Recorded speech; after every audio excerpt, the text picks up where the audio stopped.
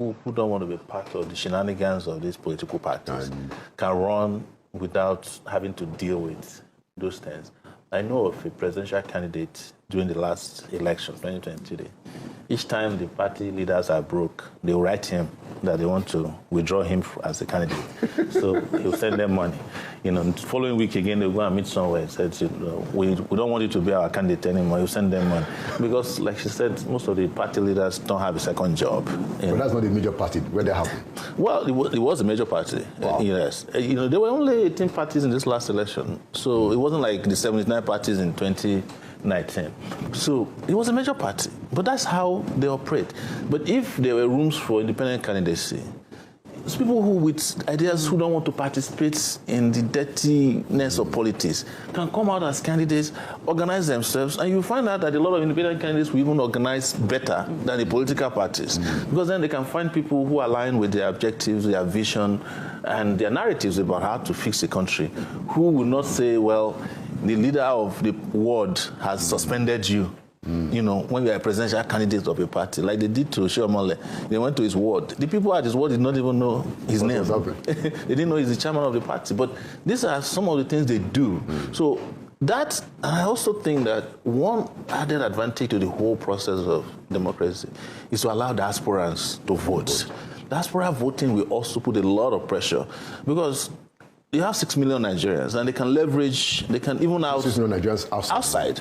And those 6 million Nigerians are not going to ask you for, bread or Ankara or some kind of, they can afford to take decisions that is not influenced by all this. But I'm sure you and you can't use guns on them also. Yeah, and you also, they are protected. Yeah, well, it depends on where they are. There are Nigerians in certain places that, if it's required, they will send people down there. But that's my point. Yeah. I believe that there are more than 6 million Nigerians in Nigeria who will behave like those 6 million Nigerians abroad. The question is that how do we get them to be involved? That's what I'm saying. There are 6 million Nigerians in this country candidates who are that free. So you have Aisha here. She's supporting a candidate but doesn't belong to the party, because she doesn't want to be part of the party. It's possible that it's because of the reputation of the party, or because she believes in a candidate but doesn't believe in the party. So imagine if she has a totally free platform where she can operate freely and decide on a candidate without having to deal with the party. That changes the dynamics a lot. So there are I would say there are millions of Nigerians who will be participating in our political process today if they don't have to deal with political parties. Because they see the political parties as special purpose vehicles for corruption and dirtiness and immorality. But they want to participate. And a lot of Nigerians just don't like politics, period. Okay. And they see the parties as symbols of political decadence. Okay, good. I mean, I wanted to make a point that, I think the three of us agree on the usefulness of independent candidacy. Absolutely. Right. Absolutely. Now, let me throw another idea. But we should be careful. If you allow them to make the law without pressure, you discover that there is no person who can act as an independent candidate who doesn't have a billion naira or several billion naira somewhere. They will put hurdles in advance so that is where only them can also become independent. They will now start raising independent candidates themselves who will become their opponents. So we have to be also careful. I and agree be clinical about that. But at least, in terms of principle, we think that independent candidacy is useful. Let me bring another idea. And of course, we can talk about what has to happen to make sure that you get what we really want. Yeah. What do you guys think about parliamentary system? And this is what I think. I believe, first of all, I think that the presidential system is unnecessarily expensive. Yeah. But more importantly, I believe that the presidential system creates a situation where Mr. President, whoever it is, can sit in the villa without coming out to explain or be questioned.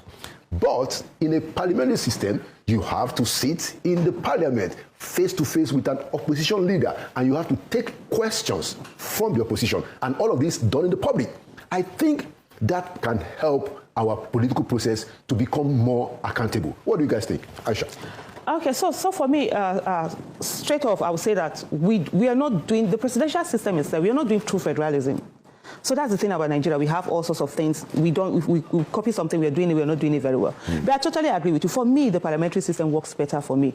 In the sense that it's less expensive compared to the presidential system. And if you have like ministers and all of that, you're not going to be bringing in new people. They're all lawmakers. It's, first among equals. They're all sitting down there. They're all lawmakers. Even if they remove you, probably as a minister or something like that, you just go back there. You're there. You're sitting down there. You continue what you're doing. For me, I think it's something that would work better than what we currently have right now. But the thing is that whatever kind of system that you bring in, if you have the same kind of people who are ready, who are not accountable, because rule of law is everything. Even the parliamentary system that is working in other countries, the way it's working, if you bring it down to Nigeria, they will rubbish it. They will find a way to do what they want to do. If they don't want to talk to us, they won't. They will tell. They will even publicize it. They will say they won't meet. And if citizens are sitting there a bit, those are not doing anything about it, they get away with it, because at the end of the day, absolute power would always corrupt. Absolutely. But personally, I'm more interested in the parliamentary system than I am of the presidential system. I think for a federal system, for a system that is as diverse as Nigeria,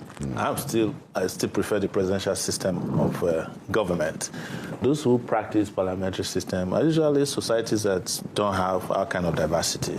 So, and also population is also very important. The reason why we opted for presidential system is because it has layers and layers of government. You have a local government, you have state government, and all of them have parliaments. I think if our problem is that it's too expensive, there are things we should do immediately. I personally don't think we need bicameral legislative system. I think Nigeria should be okay with a Senate of 109 people. Or House of Reps. House of Rep is even too expensive. Okay, because of the number. Yes. Just have 100. I used to think we should have House of Rep and all, but at the end of the day, all of them combined together are not doing anything. They don't even go to work. Everything. Even the thing that the electronic voting system, they deactivated it because they don't want people to know how they are voting. Not because they don't want people to know that, it's because they also don't come to work. These are things that people should become aware of. Yes. And mobilizing and pressurizing on. So first, get rid of the bicameral legislative system. Let's have 109 senators, all right? And let them represent, there are different constituencies. Just a minute. Yes. Do you agree, Aisha, with the bicameral? Yeah, unicameral, yeah. Unicameral. Yes, I totally agree with him. What we have is too much. So if you have a unicameral legislative system, you can also always, you see, it's the parliamentary system that brings the president or the prime minister to is the same we have here. These people are also supposed to bring the president whenever they want. But they don't do it because the thing is that under the parliamentary, the prime minister is a member. And he's going to be faced every day of his life in government by the opposition leader. But here, like Aisha rightly told you, if we bring it here, they will take the parliament to the president's house. And they will close the door. I tell you, I don't think they're having a plenary. That bad. It's worse. It's worse. Do you know how your legislator is voting in the National Assembly? Exactly. No. You don't, because it's not transparent. But the information is public. You can find out.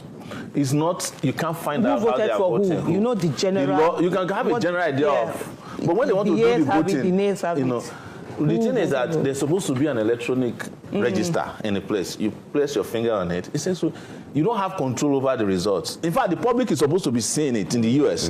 They'll call the name of the person, his constituency, he will vote. You see the thing there. There's a TV station that is 24 hours, C-SPAN, right?